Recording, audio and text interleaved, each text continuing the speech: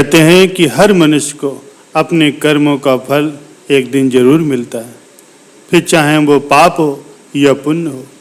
अच्छे कर्म करने पर पुण्य मिलता है, तो ठीक इसी तरह बुरे कर्म करने पर भी या पाप करने पर भी नरक भोगना पड़ता है। महापुरुषों ने मनुष्य शरीर को बहुत ही अनमोल और बेशकीमती बताया। इस शरीर में ही ईश्वर या प्रभु के दर्शन किए जा सकते हैं। मृत्युलोक काल प्रभु का देश है।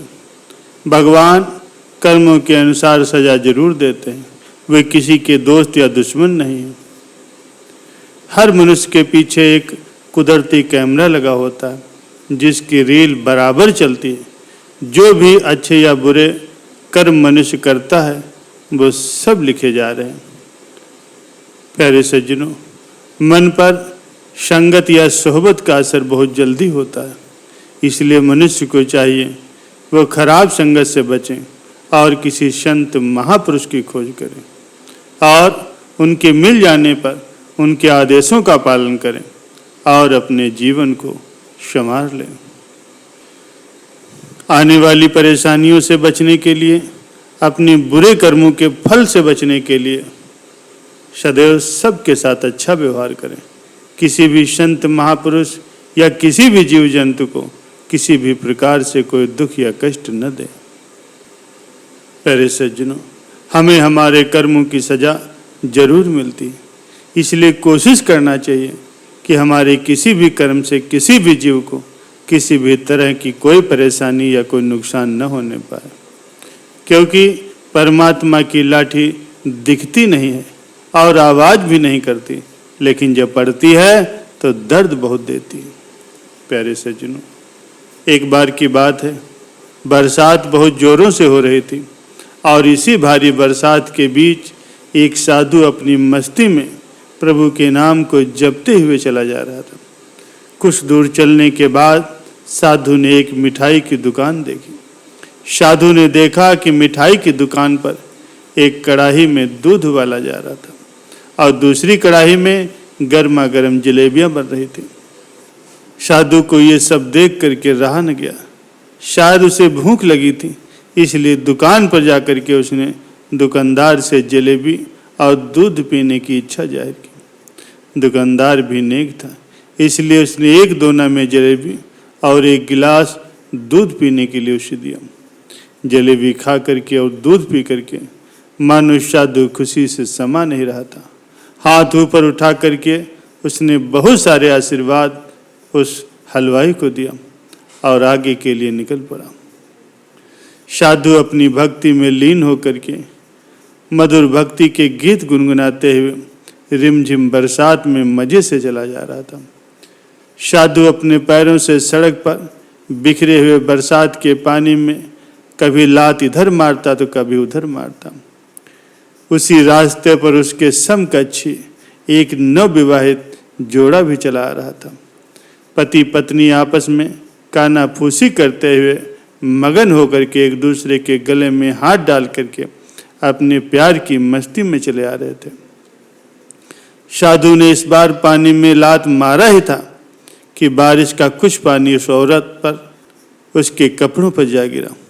अब क्या था, साधु कुछ बोलता इससे पहले ही पति ने झल्लाते हुए उस साधु पर 2-3 हाथ जमा दिए और बोला, देख कर नहीं चल सकता, अंधा है क्या?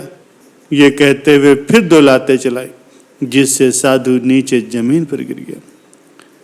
वहाँ और भी कई लोग एकत्रित हो गए, लेकिन किसी की हिम्मत नहीं हुई कि उस युवक को रोक सके। अंततः पत्नी को आगे आना पड़ा और हालात को काबू में करना पड़ा। पति पत्नी दोनों आगे बढ़े। जमीन पर गिरे हुए साधु को किसी ने सहारा देकर के उठाया। साधु फिर अपनी मस्ती में चलने लगा। दूसरी तरफ वो दंपत्ति आगे चलते हुए अपनी मंजिल के करीब पहुंच चुके थे। पत्नी ने चाबियों का गुच्छा पति को थमाया और पति सीढ़ियों पर चढ़ते हुए दरवाजे की तरफ आगे बढ़ा ही था कि अचानक उसका पैर फिसला और वो सीढ़ियों से गिरता हुआ नीचे सड़क पर आ गया। ये सब देखते हुए पत्नी जोर से चिल्लाई और लोगों से मदद की गुहार लगाने लगी। पत्नी की आवाज़ सुन करके आसपास के लोग इकट्ठा हो गए, लेकिन पति को बचा नहीं पाए। तुरंत ही उसकी मृत्यु हो गई। पूरा माहौल गर्मा गया। पत्नी अधीर होकर के गिर गई और पति के वियोग में जोर जोर से विलाप करने लगी। तभी वहाँ से वो साधु गुजर रहा था। जैसे ही लोगों ने साधु को देखा तो आपस में कहने लगे कि जरूर इस साधु का श्राप था, तभी तो युवक इतनी जल्दी मर गया, वरना क्या कोई सीढ़ी पर गिरने से भी मरता है। लोगों ने तुरंत ही साधु को रोका और उससे कहा, महाराज तुम कैसे भक्त हो, थोड़ी सी ही बात पर तुमने इस युवक को श्राप दे दिया और ये मर गया। लोगों की बातें सुनकर के वो साधु स्तब्ध खड़ा रहा और लोगों से हाथ जोड़ करके कहने लगा कि मैंने इस युवक को कोई श्राप नहीं दिया।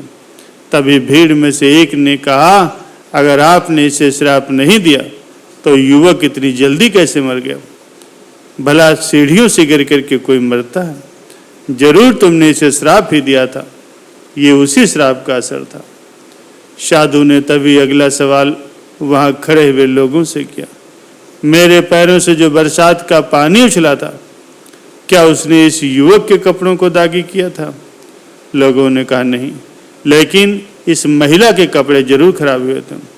साधु ने फिर पूछा, फिर इस युवक ने मुझे क्यों मारा? लोगों ने कहा, क्योंकि ये युवा इस महिला का पति था और अपने पत्नी से बहुत प्रेम करता था। पत्नी के कपड़े कोई गंदे करे, ये इस युवक को बर्दाश्त नहीं था, इसीलिए उस युवक ने आपको मारा। उस युवक की बात को सुन करके साधु ने एक जोरदार ठहाका लगाया और ये कहता हुआ वहां से विदा हुआ, तो भगवान की कसम मैंने इस युवक को श्राप नहीं दिया, लेकिन कोई है जो मुझसे बहुत प्रेम करता है। अगर उसका यार सहन नहीं कर सका तो मेरे यार को भला कैसे बर्दाश्त होगा कि कोई मुझे मारे? और वो मेरा यार तो इतना शक्तिशाली है कि दुनिया का बड़े से बड़ा राजा भी उसकी लाठी से डरता है। प्यारे सज्जनों, ये बिल्कुल सच है। उस परमात्मा की लाठी दिखती तो नहीं और आवाज़ भी नहीं करती, लेकिन जब पड़ती है तो दर्द बहुत देती है।